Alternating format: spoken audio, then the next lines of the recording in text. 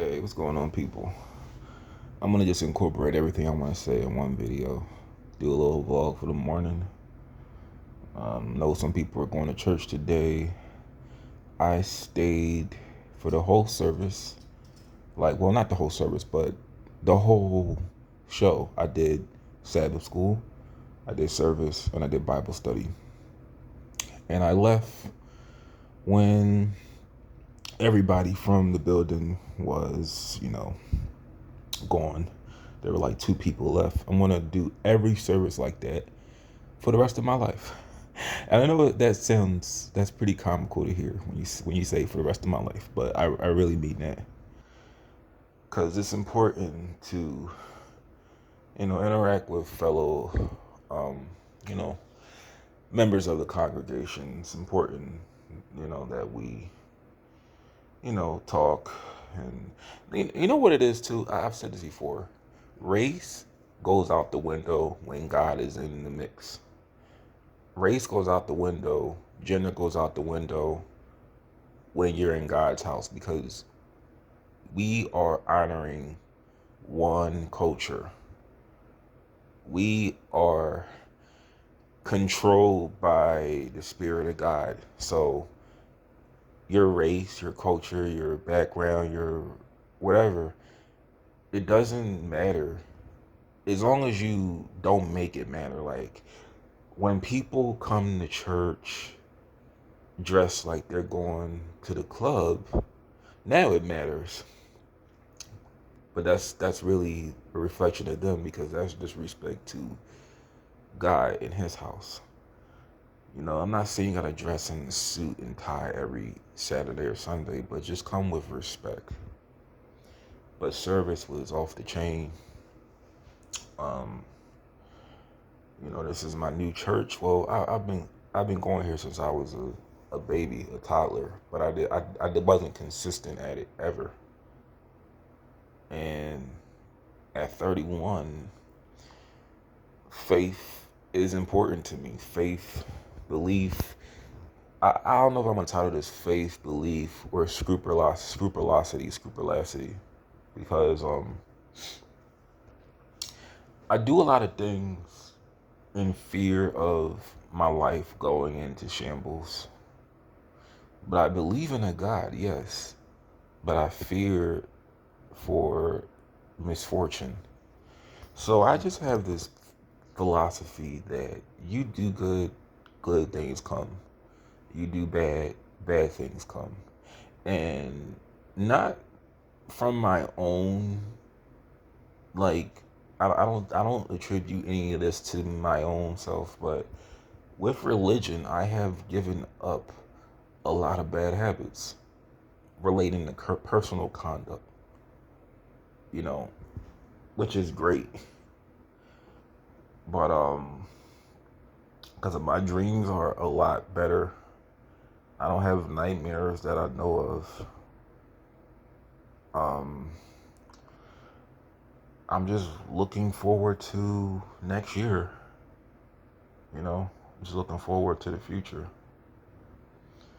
But I do fold up when misfortune occurs, and I need to learn how to just stay calm whenever misfortune comes my way, because I haven't I haven't been in the game for too long. I've only been doing this for going on 8 months now.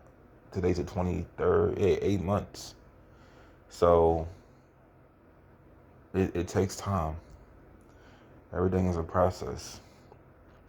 Um, I'm gonna come back to Christianity. I was watching this morning as I was doing Bible study on my tablet, and I'm gonna go back to my tablet because I don't want to use my phone too much until I go back to Florida.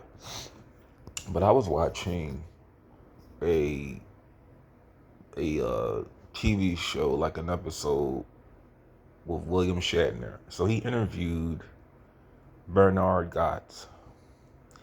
Now, if you don't know who Bernard Goetz is, I'll just give you a little rundown of who he is. Bernard Goetz was a engineer from New York. He was 38 at the time, 37. Basically, He was robbed and mugged before by some black teens, you know. And this is New York during the 80s where crime was up the roof. He was robbed and he applied for a gun permit. He was denied, and I have a gun permit, but I don't possess guns anymore. I actually gave my gun permit card to my father, but I don't. That's kind of like an indication that I don't want to ever carry a gun because I don't want to find myself in the situation I'm about to say right now. But he applied for a gun permit. He was denied. He felt like he should have received one because, he was an engineer and the kind of equipment he was carrying. I think he was robbed before of like really expensive equipment, but he felt like he needed one he said on his application, the kind of equipment I convey to and from work, well, to work is expensive and I can get robbed. But really, he needed one, like for personal protection. But it's really hard to possess a gun permit. I believe in New York. I think it's really hard to. Philadelphia, not really, at least now. But he wound up obtaining a gun illegally. I think I forgot which state to be honest, but he got one out of state. One day he was on a train. This is like December.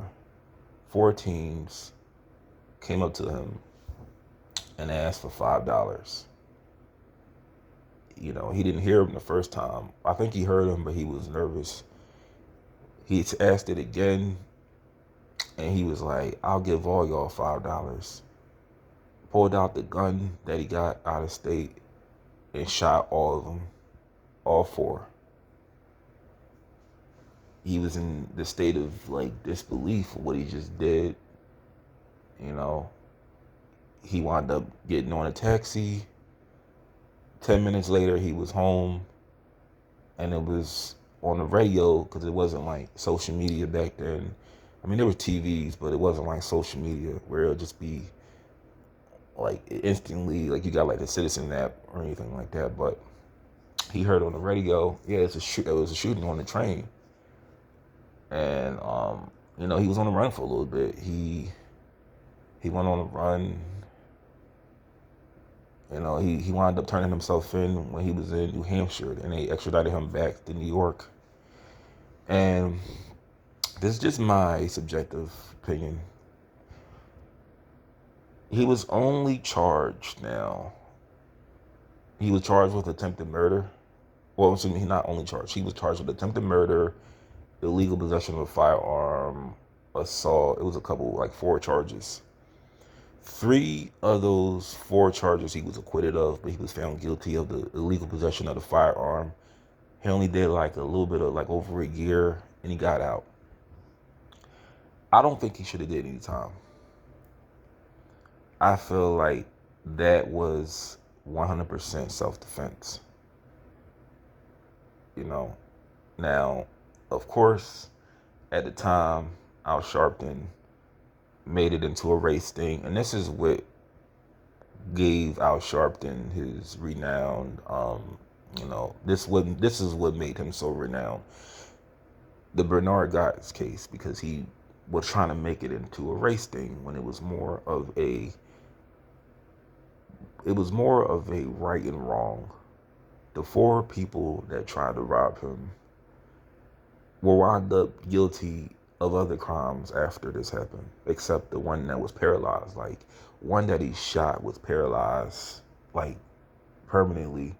And I think he wound up dying. One committed suicide.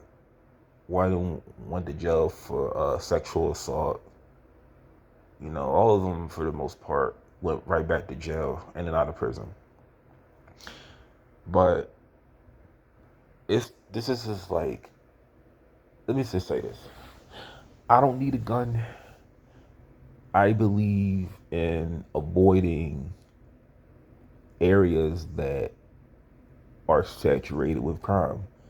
Just don't put yourself in a situation. I look at it like this. There are areas in every state or city that are bad. Just don't put yourself in that situation. Like down south, and here's a good example. I would be Bernie Goetz in a poor backwoods part of like the South. If my car broke down and I don't know, somewhere in Kentucky, I would be the Bernie Goetz there because people, I've said this before, people's morality goes out the door when money is in the picture. People don't believe in doing the right thing when they're poor. So if I was in a situation where I was being attacked by like four people in like the boondocks, right? I and I feared for my life, and I had a gun, and I shot them all, but I didn't kill them. I feel like I would be in the right. I'm defending myself. The Bible says that murder, thou shalt not kill, but it's okay in the context, well, in the aspect of self defense in times of war. I believe I got that from like not the Bible, but it was a book I was reading where it. I don't know in the Bible where it says it, but I was reading a book on the Ten Commandments. It said war and self defense are okay, but I don't think he was in the wrong. I don't think he was in the wrong at all. Now, here's the thing, and I'm using the comparison of the backwoods boondocks dwellers and the urban thug, subway thugs. If you don't want people to fear for their life, if you don't want people to treat you like a criminal, you need to clean up your image. I felt like he was suffering from PTSD. He was suffering from, the effects of being mugged and robbed by black young men. And he was in the right, just like me. Weren't they saying that, what was it, Carmelo Anthony? And I heard that he was denied a new trial. But wasn't there saying that no, Dr. Umar Johnson. Dr. Umar Johnson said that Brendan Depper was bullied by his white classmates. And his reaction to the teacher aide was a result from PTSD, from white racism. So why can't Bernard Goetz, why can't his defense be the results of black crime? Because I get it from both sides. I can get racism if I choose to go back down south. Racism in the sense of relating to jobs and pay and treatment. Mostly jobs, because jobs open up doors to other things. Without money, jobs give you the ability to make money, and with money you have more power. And I don't feel like poor people down south are willing to share opportunity with other struggling poor people with different backgrounds.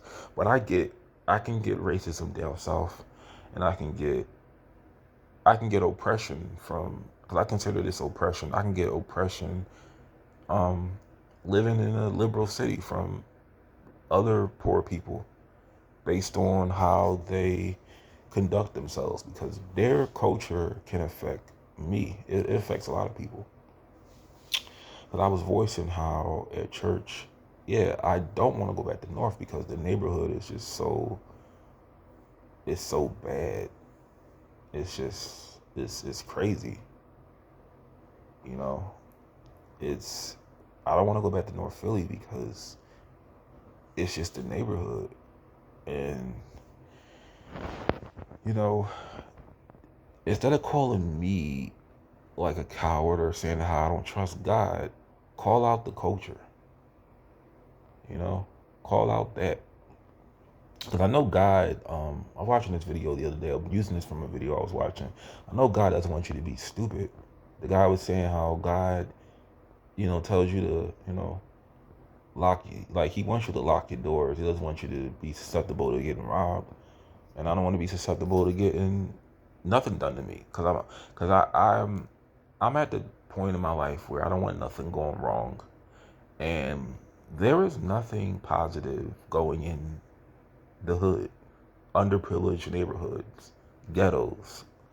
You know, that's a Jewish word, by the way, but it's used to describe places that are depressed areas.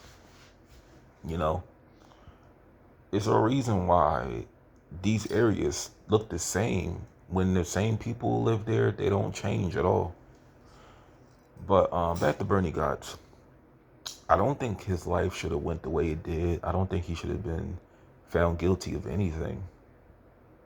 And I was kind of sad for him. I don't know how his life is now, but I was a little sad that he had to file for bankruptcy, you know. And, I just look at it, and like I said, I don't even care about the racial slurs. He was known to use racial slurs when he was at a neighborhood watch meeting. It was a community town hall meeting or something. But it's like I understand that frustration, and it's like people. Nobody's perfect, but just thinking about that case, it's a lot of criminals out here that are protected, and I'm just kind of just talking right now, but it's times when you get cases like these, I lose sympathy when people go to prison. Like the stories I hear about how people get treated in prison, I lose sympathy. I've never been there myself, but I heard, they get beat down by guards, they get abused and deprived of everything imagined. But it's like I don't feel bad, because look what you do to people in the free world. Because honestly, people, I said it before, people are treated horrible in prison because they're disregarded by society. Like you don't own yourself when you go to prison. You are state property. So they don't care how they treat you in there, you know. But back to faith though. Bible study was really powerful. We were talking about you have to deny yourself when, and I'm not, guys. This is a process. This is not something that's going to get done overnight. But I am pleased with the things that I don't do anymore, and I'll just name them. I am no longer 100% sexually active. I no longer look at any provocative pictures. That's two. So pictures, sexually active. I have thoughts at times. I'm gonna be honest about that. I do have thoughts in my head, but I don't like have like dirty thoughts. But I do have thoughts like of like getting married. I'm not gonna get married, but I do have thoughts though of like during it when I just daydream. I just think about if I had a family or if I had kids or if I had a wife. I do think about that. I don't have any gay thoughts. That's something I'm adamant on. I don't have any gay thoughts 100%. And I'm gonna get some flack for this, but I really believe that people are gay because, listen, when I say this, it's coming from me. Just listen. I believe that people are gay from too much self-pleasure. Just listen. Too much self-pleasure is what makes people gay. Because I don't even think about anything that goes against God anymore. I don't want to get married, but I think about it a lot during when I daydream. But back to what I was saying. I'm not sexually active. I don't I don't I don't envy anything that I don't have. I don't commit adultery with God, as in, well, that was worded the wrong way. But I am loyal. Hold up, guys.